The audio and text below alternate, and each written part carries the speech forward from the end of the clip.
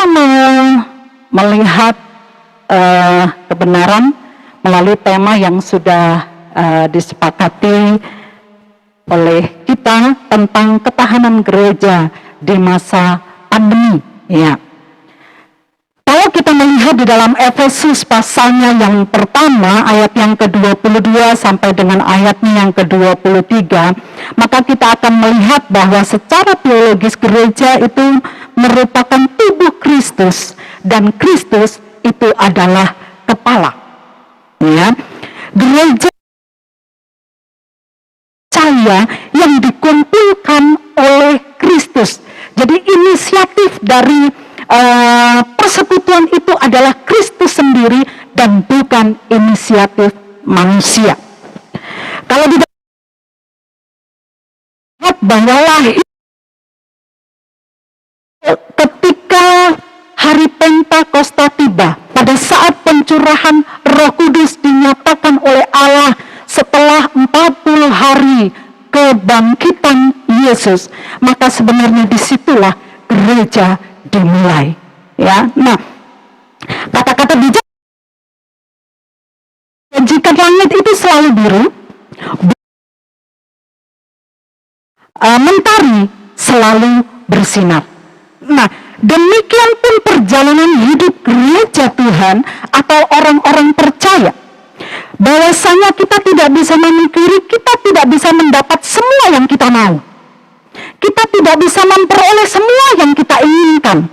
Bahkan ada kalanya kita harus mendapatkan sesuatu yang bertolak belakang dari keinginan kita. Itulah kehidupan kita. Ada tantangan, ada air mata yang harus tertumpah. Kita tidak boleh lupa bahwa dalam perjalanan hidup kita sebagai gereja Tuhan, sebagai umat Tuhan, ada berkat yang kita bisa nikmati.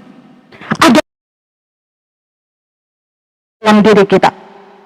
Ada kemenangan yang Tuhan buat bagi kita. Ya, sekarang memungkiri ibaratkan dua mata uang yang berbeda, tetapi tidak ada satu sisi pun yang berkata, aku tidak perlu engkau. Sisi yang lain. Demikian juga dalam kehidupan kita, bahwa ada duka, ada suka, ada air mata, ada tawa, dan lain sebagainya. Nah, berkenaan dengan hal ini melalui satu sosok tokoh di dalam Alkitab, yaitu Daud. Ya, kita akan lihat bagaimana keberadaan Daud. Yang dia harus pernah menjalani satu kehidupan yang diremehkan oleh orang lain, atau bahkan yang dianggap rendah oleh orang lain. Dianggap tidak. Kita akan melihat siapa saja yang pernah meremehkan atau bahkan menganggap tidak ada. Daud yang kalau kita melihat di dalam 1 Samuel pasal 1 sampai ayat yang ke-13, maka di situ kita akan menemukan bagaimana Daud sebenarnya tidak masuk hitungan kepada anak-anak Isai yang diharapkan mampu menjadi prajurit yang hebat, mampu menjadi pemimpin yang luar biasa. Bahkan karena pekerjaannya, dia dianggap tidak ada. Ketika Nabi Samuel diutus oleh Allah untuk menyurapi raja yang baru menggantikan Raja Saul, dia datang kepada keluarga Isai dan Daud yang gagah perkasa, tetapi ternyata tidak ada satupun yang berkenan di hati Allah dan ditunjuk bahwa dialah yang akan menjadi raja. Sehingga Nabi Samuel berkata, hanya inikah anak-anakmu? Kita ingat bagaimana ayahnya berkata, ada satu lagi, tetapi dia ada di padang, dia sedang menggembalakan dombanya. Artinya dia tidak masuk hitungan sama sekali. Enggak mungkinlah ibaratnya akan pilih dia masih kecil dan lain sebagainya. Tetapi singkat cerita bahwa pada akhirnya ketika Nabi Samuel bertemu dengan Daud, Allah langsung berbicara kepada Samuel, urapilah dia. Ada seberapa banyak orang memandang kita rendah, memandang kita sebelah mata hanya karena orang melihat, menilai dari apa yang mereka lihat. Mereka akan melihat kita terbatas dengan penilaian mereka. Nggak mungkin dia dapat melakukan ini, itu, dan lain sebagainya. Kita lihat bagaimana dia terus diremehkan. Kakaknya, ketika kakaknya sedang ada di medan perang, ketika mereka harus menghadapi musuh yang gagah perkasa,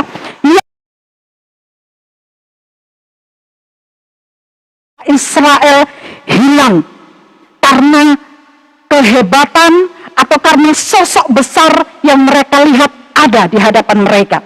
Bagaimana orang Filistin berperang melawan bangsa mereka dipimpin oleh panglimanya yang bernama Goliat. Kakaknya berkata, ngapain kau ke sini? Ini bukan tempatmu, kata kakaknya. Tugasmu itu di padang sana loh. Jaga kambing domba yang hanya 1-2 ekor itu. Kita bisa menempatkan diri kita ketika orang menilai kita seperti itu. Pasti semakin ciutlah nyali kita. Ada sebab aku akan buktikan bahwa aku bisa. Tapi ada juga sebagian banyak orang yang akhirnya harus berputus asa karena jas yang orang sudah berikan kepada dia.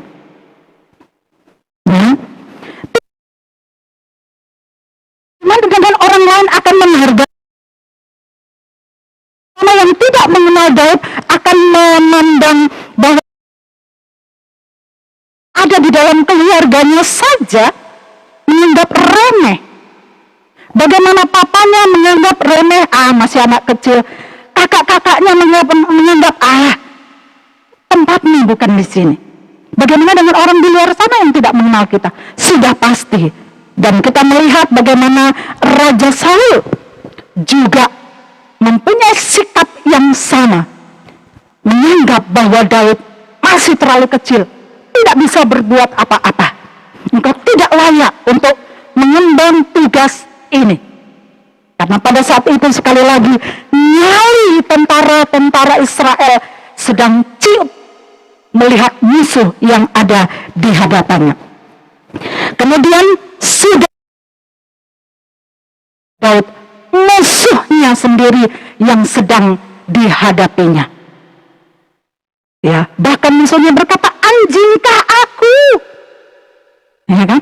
Yang kau datang, maksudnya anak kecil begini mau datang menghadapi aku yang hebat, yang perkasa dengan segala kelebihannya. Ya kan? Nah, dari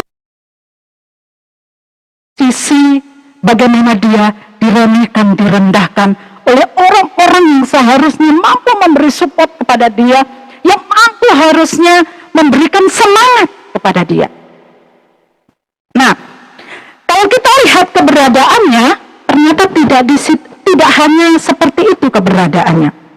Kita kalau melihat di dalam 1 Samuel pasalnya yang ke-18 dan 19, maka di situ kita juga akan melihat bagaimana Daud itu dibenci dan diingini kematiannya.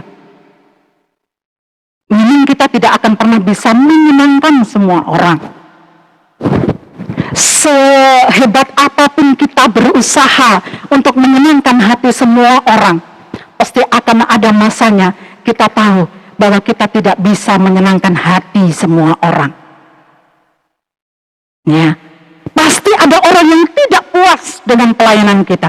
Pasti ada orang yang kecewa dengan pelayanan kita. Pasti akan ada orang yang merasa bahwasanya kita belum maksimal, gitu. Nah, Daud dalam keberadaannya dia dibenci dan diingini kematiannya. Siapa yang membencinya? Raja Saul. Ketika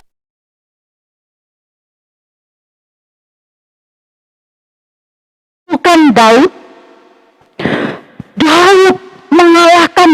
raksasa. Tetapi Saul hanya beribu-ribu. Artinya apa yang dilakukan oleh Daud itu jauh lebih besar daripada Saul. Kedahsyatan apa yang dilakukan atau prestasi yang didapat oleh Daud membuat Saul cemburu, membuat Saul menjadi membenci kehadiran Daud. Bahkan dia merasa terancam tahtanya atau apapun yang dia miliki saat itu, dia merasa terancam karena kehadiran Daud. Itu sebabnya dia membenci Daud dan bahkan berusaha beberapa kali untuk membunuh Daud. Ya, bahkan kalau kita melihat kisahnya yang lebih luar biasa lagi, ya, dia dijadikan menantu oleh Saul, tetapi istrinya dikasih ke orang. Itu perlakuan siapa? Papa mertuanya. Dia dikasih anaknya yang bernama Mikal. Tapi pada saat kebenciannya tidak terbendung lagi di dalam diri Saul, maka dia berupaya untuk terus membuat Daud kecewa, dan Mikal dikasih ke orang lain untuk jadi istrinya. Satu kondisi atau satu situasi yang sungguh-sungguh tidak menyenangkan dan tentunya tidak diharapkan. Tetapi itulah yang harus dialami oleh Daud. Ya. Nah, kemudian keberadaan Daud juga dia harus menyadari bahwa pada akhirnya dia tahu betul kalau dia itu tidak kebal terhadap dosa. Ya. Dia terhadap dosa. Dosa apa yang dia pernah alami? Kalau kita memperhatikan di 2 Samuel pasalnya yang ke 11, bukan bahwa ini istri orang lain. Dia ingin memiliki sesuatu yang harusnya tidak dia miliki. Dan oleh karena dia tahu untuk mendapatkan Batseba itu tidak gampang, dia harus akhirnya berupaya sedemikian rupa sehingga dia harus menjadi seorang yang merancangkan kematian orang lain, pembunuhan berencana. Bayangkan Bapak Saudara, hanya karena apa? Hanya karena mengingini istri Uria, hanya mengingini Batseba, dan untuk mendapatkannya dia harus tenggelam di dalam dosa pembunuhan berencana. Bahwa pada akhirnya dia menyadari betul bahwa dia bukanlah orang yang kebal terhadap dosa. Seberapa lama kita melayani Tuhan, sehebat apa kita melayani Tuhan, itu tidak akan pernah bisa menjadi jaminan bagi kita bahwa kita ini adalah orang-orang yang kebal terhadap dosa. Tidak ada di antara kita satu pun yang kebal terhadap dosa. Dosa selalu mengintai kehidupan kita. Dosa selalu ada di sekeliling kita. Dia terus berusaha agar supaya dapat menjatuhkan setiap kita. Ini yang kita harus waspadai. Ya, Daud mengalami fase kehidupan yang seperti itu. Kemudian ternyata keluarganya itu tidak harmonis.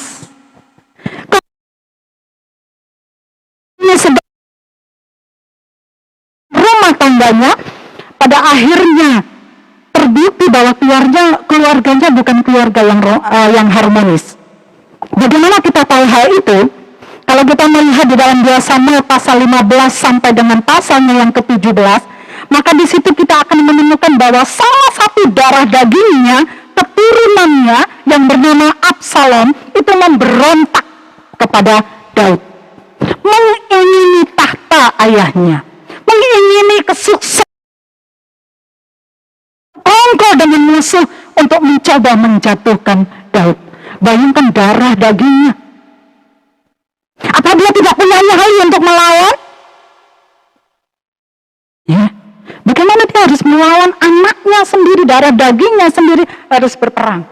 Dan apa yang dia lakukan? Dia harus bersembunyi, dia harus lari dari anaknya. Dia berupaya semampu mungkin untuk tidak akhirnya menumpahkan darah anaknya sendiri. Sekalipun jelas bahwa apa yang dilakukan oleh anaknya bukanlah sesuatu yang benar. Ya, Absalom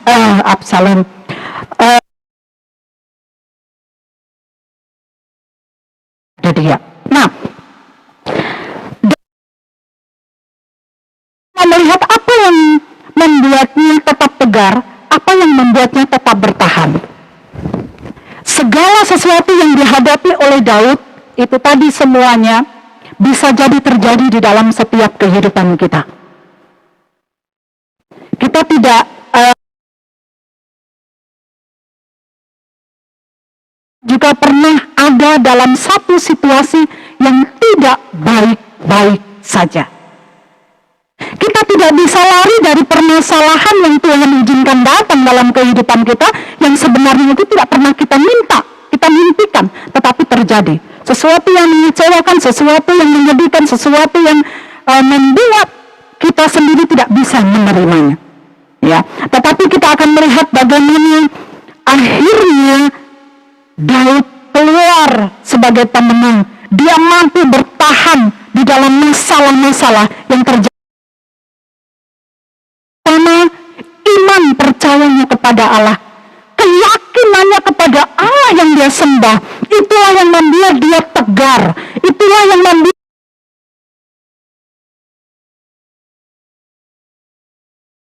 siap menghadapi pergumulan di dalam kehidupannya. Nah, iman percayanya ditunjukkan melalui sikapnya. Ketika dia menghadapi masalah, ia yakin Tuhan ada bersama dengan dia. Ketika dia harus menghadapi musuh, ketika Goliat mampu menyurutkan atau membuat nyali tentara-tentara Israel hilang bahkan dari kehidupan mereka, Daud tetap berani berkata, "Aku datang dalam nama Tuhan." Dia yakin benar bahwasanya Tuhan itu ada bersama-sama dengan dia. Matanya melihat musuh yang ada di depannya. Dia tahu bahwa ada Tuhan yang jauh lebih besar, ada bersama-sama dengan dia. Sehingga dia berkata, "Engkau pasti akan Tuhan serahkan ke dalam tanganku, karena aku datang dengan Tuhan yang mempunyai kuasa." Kemudian imannya kepada Allah yang dia percayai, itu dia tunjukkan bagaimana ketika dia berperang melawan orang-orang Filistin, bahkan 2 kali mereka menyerang, apa yang dilakukan oleh Daud? Dia selalu datang dan bertanya terlebih dahulu kepada Allah melalui doanya, "Apa yang aku harus perbuat, Tuhan?" Ketika kesempatan pertama datang, Allah berfirman, "Hadapi mereka. Kamu pasti akan menang." Dilakukannya dan kemenangan terjadi. Tapi ketika penyerangan yang kedua datang, apa yang dilakukan Daud? Masih sama, dia datang lagi kepada Tuhan. "Apa yang akan aku lakukan, Tuhan?" Dan Tuhan berkata, "Jangan menyerang. Kamu mundur keliling saja. Bersembunyi di balik-balik pohon itu." Dan dia lakukan. Musuhnya dikalahkan. Dia punya pengalaman berperang. Saya percaya dia punya taktik, punya rencana yang hebat untuk berperang. Tetapi dia tidak selalu menggunakan pengalamannya menjadi sesuatu yang utama. Dia tetap datang kepada Tuhan, bertanya kepada Tuhan, "Apa yang harus aku buat? Ya, apa yang harus aku lakukan?" Kemudian dengan sikap hati yang benar di hadapan Tuhan. Sikap hatinya sesuatu yang penting. Ada berapa banyak kita hamba Tuhan, orang-orang percaya memiliki sikap hati yang salah menghadapi menghadapi setiap permasalahan yang ada. Sehingga adalah sesuatu yang salah juga. Tetapi Daud, dia dengan sikap hati yang benar menjalani setiap proses kehidupannya. Dia tidak pernah menyalahkan orang lain untuk segala sesuatu yang terjadi di dalam kehidupannya. Dia selalu membawa dirinya untuk memahami apa yang Tuhan inginkan dia lakukan di dalam kehidupannya. Kemudian kita melihat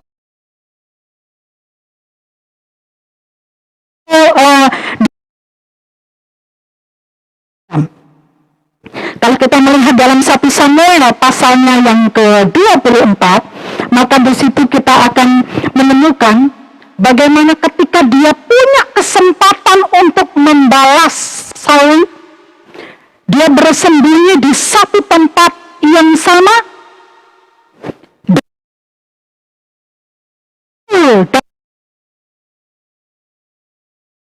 Bagaimana Daud tetap menjaga hatinya bahwa Saul adalah orang yang dipilih oleh Allah.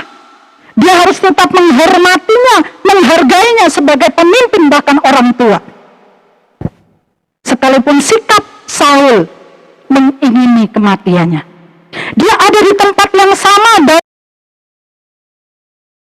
di luar.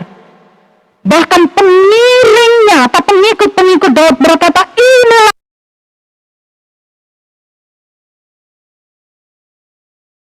Daud tidak melakukannya. Dia hanya memotong pucuk punca jubahnya Raja Saul. Dan dia membiarkan Raja Saul bangun pergi kembali.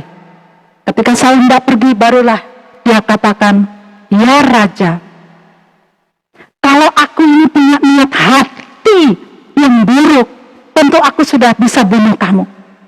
Tapi aku tidak melakukannya. Lihatlah, jubahmu sudah kupotong tuh ujungnya. Bahasa kasarnya begitu ya. Nah, kesempatan ada untuk dia membalas dendam. Kesempatan ada untuk dia melampir. Tetapi bahkan sekalipun kesempatan itu ada, dia tidak mengambil kesempatan itu untuk membalas dendam kepada Saul. Iman percayanya kepada Allah membuat dia tidak membiarkan hatinya dikuasai oleh kemarahan, kebencian, bahkan dendam. Dia menjalani setiap proses hidupnya sekali lagi dengan sikap hati yang benar. Ini akan menjadi perenungan bagi kita bersama, bahwasanya sekali lagi kita tidak akan pernah bisa lari dari masalah dalam hidup ini. Kita tidak akan bisa menutup diri dari pergumulan-pergumulan yang datang dalam kehidupan kita. Kita tidak bisa melarang Tuhan memproses kehidupan kita dengan cara-caranya. Mungkin dengan sakit penyakit, mungkin dengan kesulitan, mungkin dengan pergumulan, dan banyak hal kita nggak bisa melarang Tuhan melakukan itu. Karena Tuhan punya rencana, dia sedang memproses kehidupan kita. Tetapi kalau kita tetap memiliki iman percaya yang sungguh kepada Allah, kita akan punya sikap hati yang benar di dalam menghadapinya. Jadi yang pertama tadi kita melihat apa yang membuat Daud tetap tegar, yang membuat Daud akhirnya tetap kuat karena iman percayanya kepada Allah yang dia sembah. Ya. Kemudian yang kedua karena Daud siap berubah. Seseorang untuk berubah itu tidak gampang. Kita merubah kebiasaan tidak semudah kita membalik telapak tangan. Kebiasaan yang sudah bertahun-tahun kita lakukan untuk bisa dirubah, sekali lagi saya katakan nggak gampang. Sudahlah, nggak usah yang sulit-sulit bicara tentang karakter. Kebiasaan saja kita melipat tangan. Kalau kita melipat tangan, akan ada sebagian kita tangan kanan di atas. Coba kita buat praktek dulu, lipat tangan. Ya, saya akan melihat. Ya, oke. Saya Saya lihat yang Pak Jerry, Pak Janu, Pak Steph, kemudian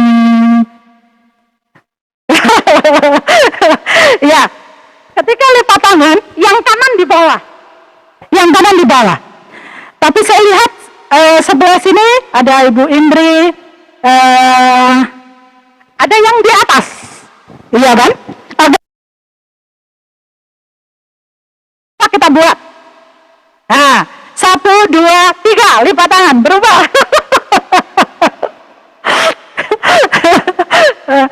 Ada yang agak sulit, bukan? Nggak gampang, gitu.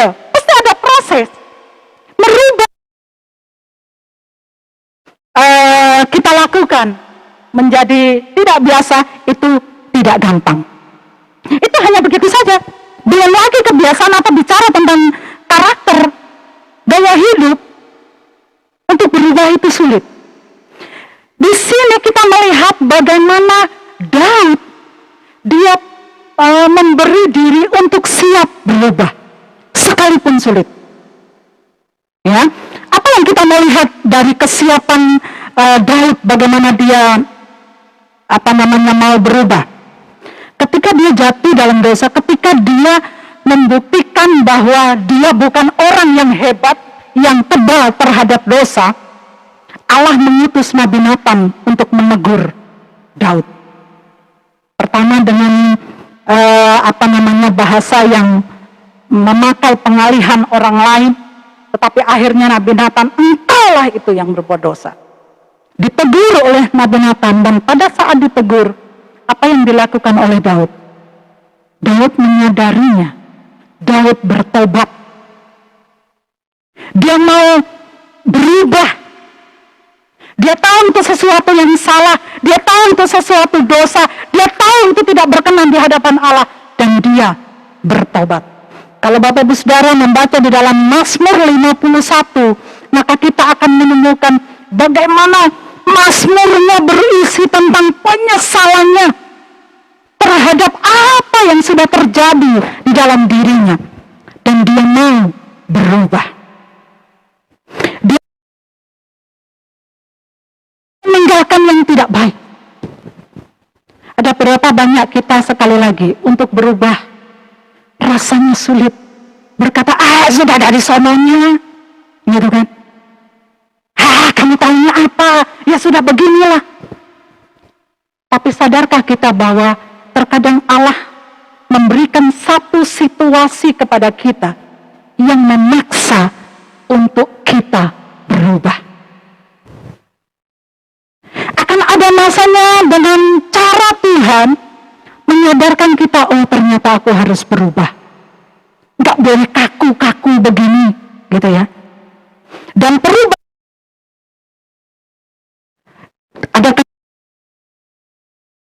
ada kalanya kita harus menolak perubahan. Tetapi segala sesuatu yang menuntut perubahan, selama itu tidak bertentangan dengan kebenaran firman Tuhan, jalani perubahan itu, terima perubahan itu. Sekali lagi, kalau kita dituntut untuk berubah, selama hanya dari jauh dan memberikan salam, itu perubahan. Tetapi apakah kita akan berkeras hati untuk tidak bisa menerima semuanya itu? Kita harus menerima perubahan itu tidak bertentangan dengan firman Tuhan. Itu situasi kondisi yang ada, yang mau tidak mau kita harus menerima perubahan itu. Kita terus berupaya bagaimana kita tetap dapat memberikan pelayanan yang terbaik di tengah-tengah keterbatasan yang ada. Tidak ada alat ini, tidak ada alat itu, tidak bisa YouTube dan lain sebagainya. Semua perubahan itu diizinkan oleh Tuhan. Dan kita melihat bagaimana Daud, dia siap untuk berubah. Ketika dia harus merubah dirinya karena kesalahan yang dia pernah buat, dengan kerelaan hati dia melakukannya. Dia menerima konsekuensinya.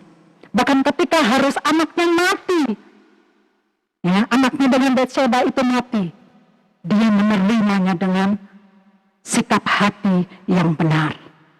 Karena memang cara pandangnya harus diubahkan, ya. Nah, ketiga, ini yang terakhir ya. Bagaimana akhirnya kita harus menjadi orang-orang percaya yang kuat, yang mampu bertahan di dalam situasi-situasi yang sulit sekalipun. Maka kita harus menjadi orang-orang percaya yang selalu mampu bersyukur. Di dalam 1 Timotius pasal 1 ayat yang ke-12, aku bersyukur kepada Dia karena Ia menganggap aku setia dan mempercayakan pelayanan ini kepadaku. Hari ini kita ada dalam satu tanggung jawab yang besar sebagai hamba-hamba Tuhan. Firman Tuhan katakan, aku bersyukur kepada Dia. Harus tahu bahwa kekuatan kita terbatas dan hanyalah Yesus, hanyalah kepala gereja itu. Apa yang kita butuhkan? Semua ada dalam dirinya. Ketika hari ini kita membutuhkan penghiburan, kuasanya sanggup memberikan penghiburan kepada kita. Ketika hari ini kita membutuhkan mungkin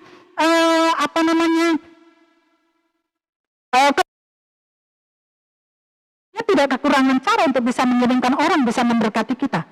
Bahkan orang yang tidak kita kenal sekalipun Tuhan bisa pakai untuk memberkati kita. Dia yang menguatkan aku, Dialah sumber segala sesuatu yang kita perlukan dalam kehidupan kita. Tugas tanggung jawab kita hanyalah bersyukur kepada Allah. Kenapa? Sekali lagi segala sesuatunya ada di dalam Dia. Dan mari perhatikan di ayat yang berikutnya. Dan mempercayakan pelayanan ini kepadaku. Kita harus tahu bahwa pelayanan kita ini bukan pelayanan diri kita sendiri. Pelayanan yang kita sedang jalani ini, tanggung jawab yang kita sedang emban ini, itu Allah yang punya.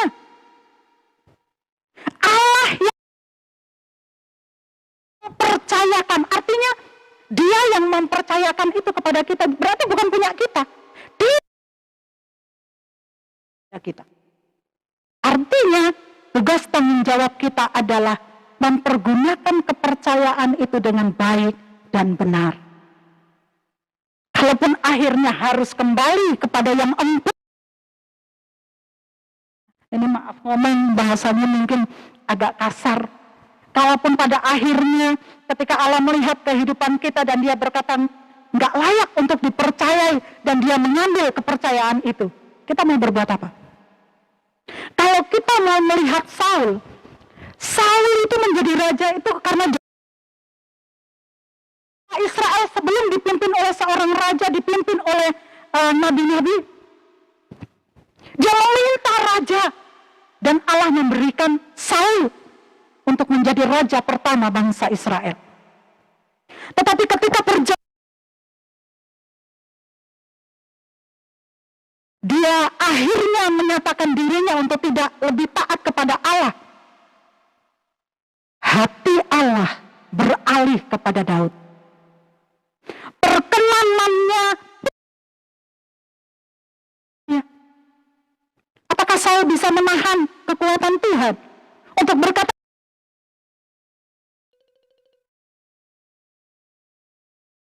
apa istilahnya, tempat basahku, bahasa kasarnya.